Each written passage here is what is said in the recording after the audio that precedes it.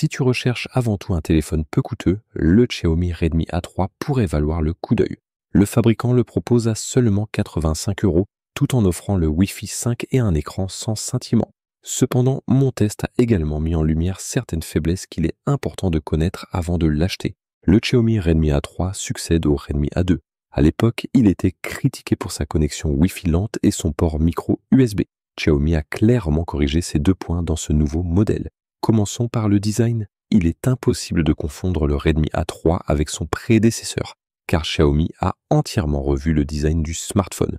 Le téléphone est nettement plus long, légèrement plus large mais moins épais. Cela permet au Redmi A3 d'offrir une surface d'écran plus grande, tout en conservant un poids quasiment identique. Cependant, les bordures autour de l'écran restent assez larges, mais cela reste acceptable à ce niveau de prix. Le dos a également été repensé et arbore désormais un grand module circulaire pour la caméra, donnant au téléphone une apparence bien plus sophistiquée que son prédécesseur au design plus ludique. Les options de couleurs, comprenant vert foncé, noir et bleu moyen, reflètent également un style plus mature. Toutefois, la coque brillante a tendance à attirer facilement les traces de doigts. Le Redmi A3 de Xiaomi peut légèrement se tordre sur les côtés et une pression modérée sur l'écran rend les cristaux liquides visibles. Malgré cela, la qualité de fabrication reste irréprochable. Officiellement, Xiaomi propose le smartphone avec 3 Go de RAM et 64 Go de stockage au prix de 85 €. Si tu optes pour la configuration avec 4 Go de RAM et 128 Go de stockage, il faudra compter environ 105 €. Un avantage majeur du Redmi A3 par rapport à son prédécesseur est son port USB-C, qui le rend beaucoup plus compatible avec les chargeurs et câbles modernes.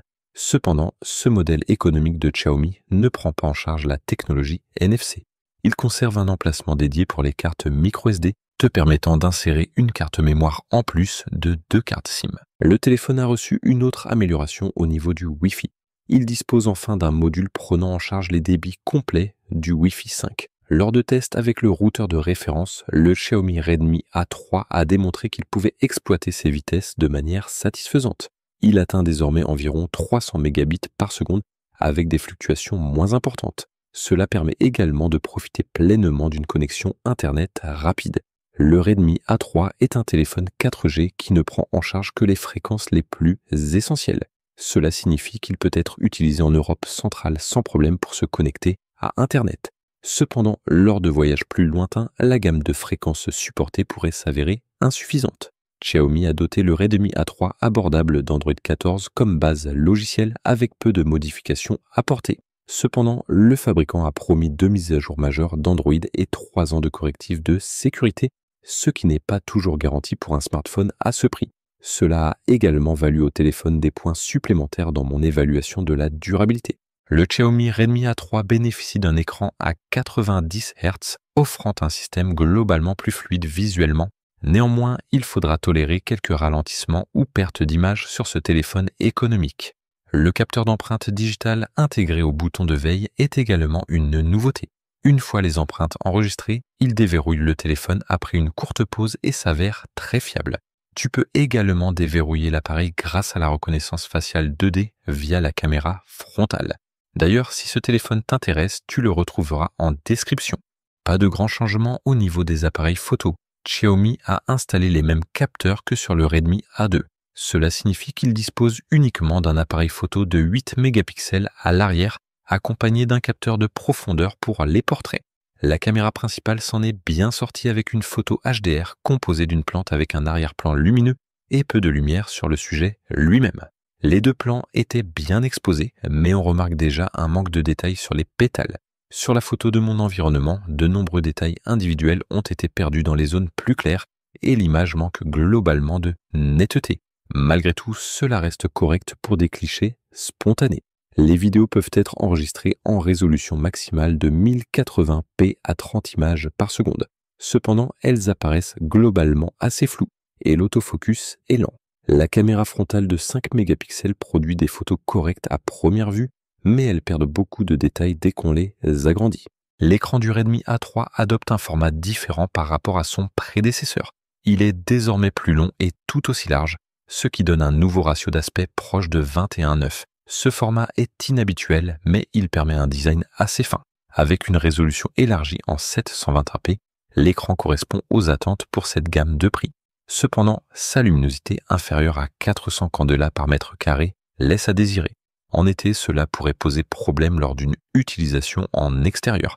De plus, le Redmi A3 ne dispose pas d'un véritable capteur de luminosité. À la place, la lumière ambiante est mesurée via un capteur virtuel utilisant la caméra frontale. Ce système est moins précis, ce que j'ai remarqué lors du test. Par moment, l'écran ne réagissait pas correctement à des environnements très lumineux ou très sombres. À part cela, l'écran fonctionne sans PWM. Pas de scintillement, mais il souffre d'une forte dominante bleue. Presque toutes les couleurs, et particulièrement les jaunes, sont affichées de manière assez imprécise. Le Mediatek Helio G36 n'est pas une puce très performante. Et même pour un téléphone aussi bon marché, sa puissance reste limitée. Cela signifie que tu seras déjà confronté à des ralentissements en naviguant dans les menus de l'appareil et que les applications exigeantes pousseront rapidement le smartphone à ses limites. Par exemple, le streaming en Full HD pose problème. Les performances ne suffisent souvent pas pour un streaming fluide en Full HD comme sur YouTube. De plus, le téléphone n'est pas certifié Wavin L1, ce qui empêche de sélectionner des flux HD sur de nombreuses grandes plateformes. Sa faible RAM de 3 Go pose également un problème, empêchant le lancement de certaines applications complexes. La mémoire virtuelle lente basée sur le stockage interne n'améliore pas la situation. Comme sur le Redmi A2, le haut-parleur du A3 est situé sur le bord supérieur. C'est une position inhabituelle, mais pas forcément une mauvaise idée. En revanche, le son produit n'est pas des meilleurs car il est très axé sur les aigus, ce qui rend l'écoute de musique peu agréable. Il est préférable de connecter des écouteurs ou des enceintes via la prise jack 3,5 mm ou en Bluetooth. Ces options offrent une bien meilleure qualité sonore. Il faut jusqu'à 3 heures pour recharger complètement le téléphone avec une puissance maximale de 10 watts. Aucun chargeur n'est inclus, mais le smartphone fonctionne bien avec la plupart des modèles disponibles sur le marché. La batterie conserve une capacité de 5000 mAh, tout comme son prédécesseur, et offre une autonomie similaire. Lors du test Wi-Fi, j'ai mesuré une durée de 15 heures de. Le Xiaomi Redmi A3 offre donc une bonne autonomie par rapport aux téléphones de prix similaires. Xiaomi a vraiment fait des efforts pour proposer le meilleur téléphone possible aux personnes disposant d'un petit budget avec son Redmi A3. Son nouveau design est plus sophistiqué, il intègre un port USB-C, même si les réglementations de l'UE y sont sûrement pour quelque chose. Un Wi-Fi beaucoup plus rapide, un écran 90 Hz, un capteur d'empreinte digitale et un Android 14 relativement inchangé, avec une garantie de mise à jour pendant 3 ans. Beaucoup de points se sont donc améliorés par rapport à son prédécesseur, et certaines critiques ont été prises en compte. Cependant, il faut aussi noter que le téléphone reste très lent même pour sa gamme de prix. Ces appareils photo ne séduiront qu'un nombre limité d'acheteurs, et bien que Xiaomi ait amélioré la mémoire, 3 Go de RAM reste insuffisant pour la version d'entrée de gamme de ce modèle. Son écran pourrait également être plus lumineux, surtout par temps ensoleillé, et l'absence de NFC limite quelque peu son utilisation. Des fonctionnalités spéciales comme la promesse de 3 ans de mise à jour et un Wi-Fi rapide font du Redmi A3 un choix intéressant parmi les smartphones d'entrée de gamme. Si tu hésites entre le Redmi A2 et le Redmi A3, je te recommande sans aucun doute d'opter pour le Redmi A3 plus moderne.